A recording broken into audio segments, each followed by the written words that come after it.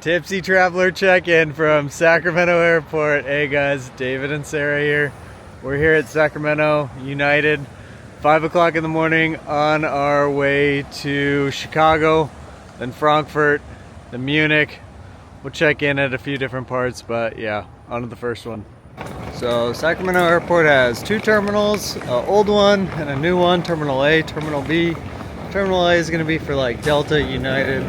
Terminal 2 is going to be for more Southwest related flights. Definitely the nicer terminal, but cool thing about Terminal 1, pretty quick and easy to get through. Sarah and I are TSA pre-check, so definitely recommend that. Yeah, makes it nice and easy.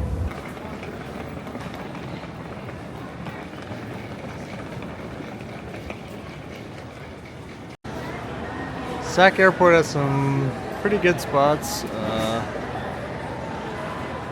Got like Pete's Coffee, Iron Horse Tavern.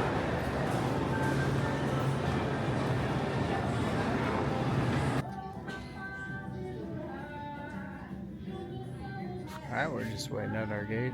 It's about 5:30 in the morning on our way to Chicago. We're exhausted. Ready to say Wiedersehen to California. We're getting ready to take off. Miss, I don't sleep on the plane before takeoff.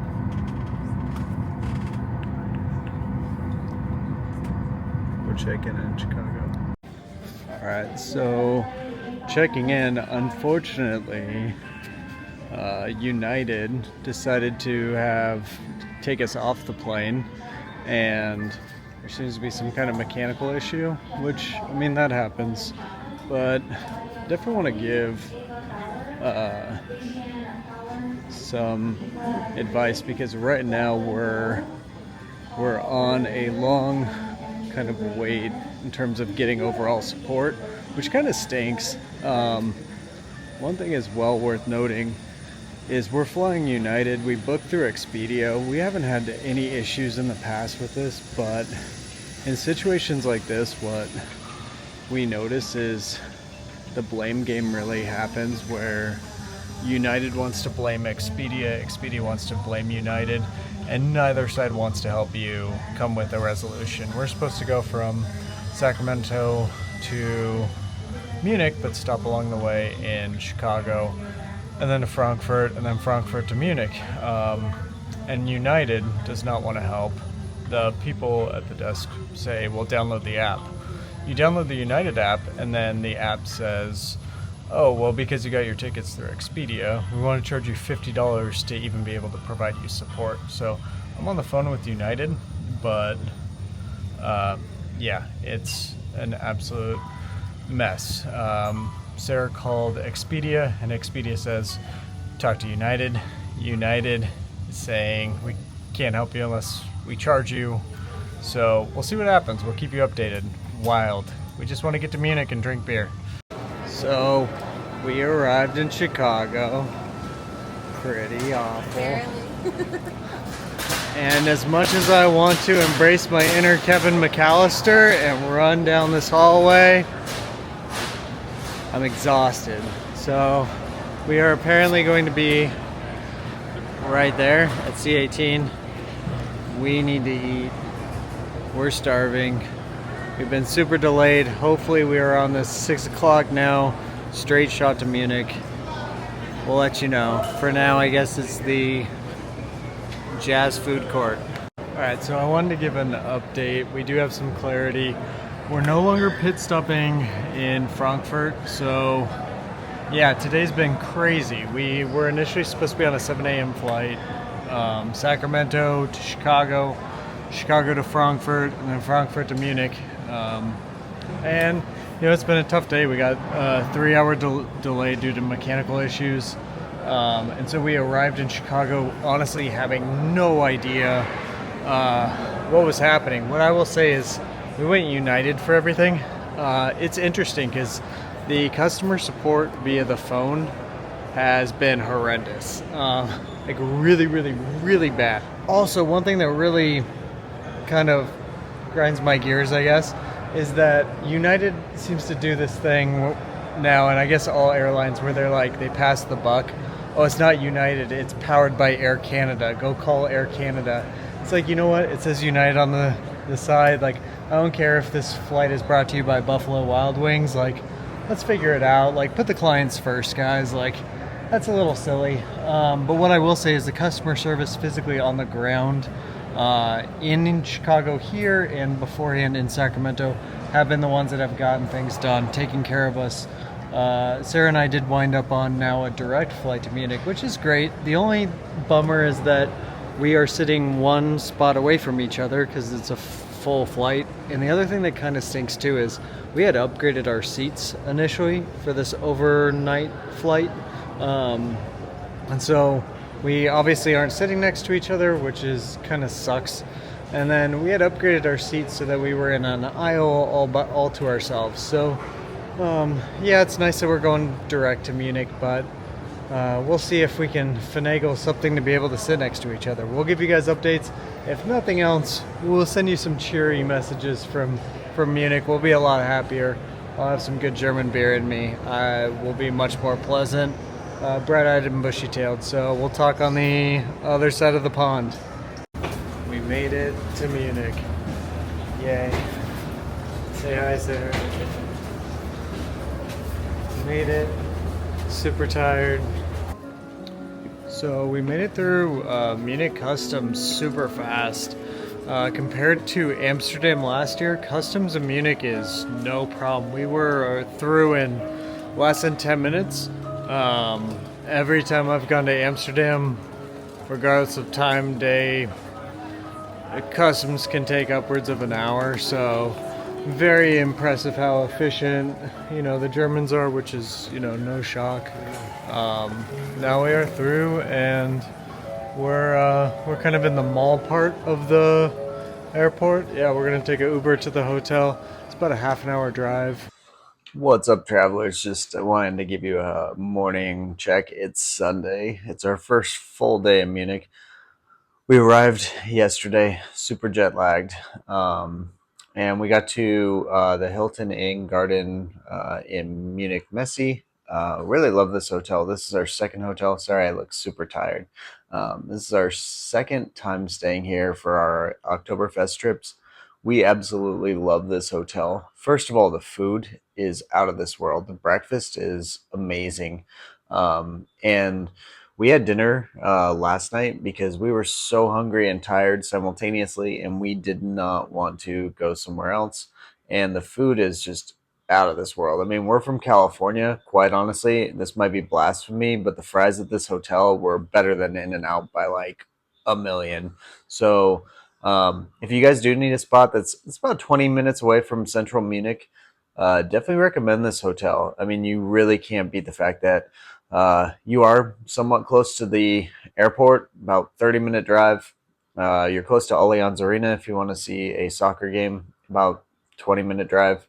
And you're about 20 minutes away from Munich at about half the cost. So especially during Oktoberfest, hotels get crazy expensive.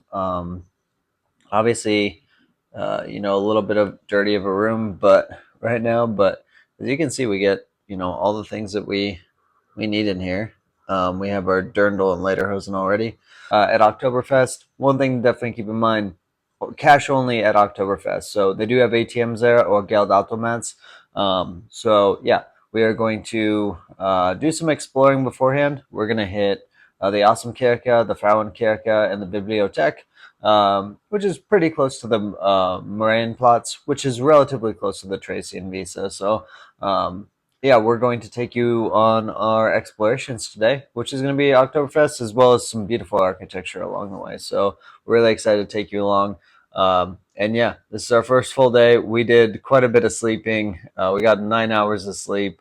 We took a little nap as soon as we got in, and then we fell back asleep at 9 p.m. It's 4 a.m., so this probably won't be a full day at Oktoberfest for us, but pretty decent day. And then we'll get some good rest tonight and be back at the Oktoberfest grounds for Monday.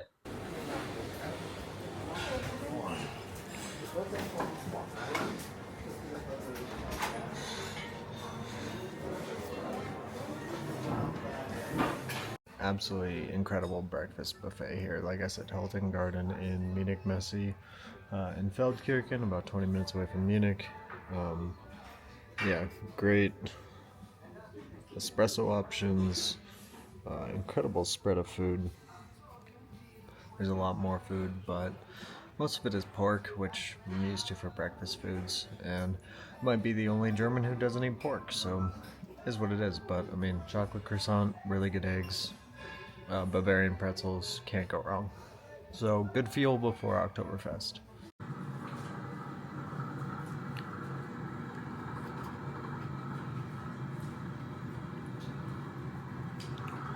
So for any of you going to Oktoberfest, and for a man and you want to get a Lederhosen, definitely recommend Bavarian Trachten. You can check them out online.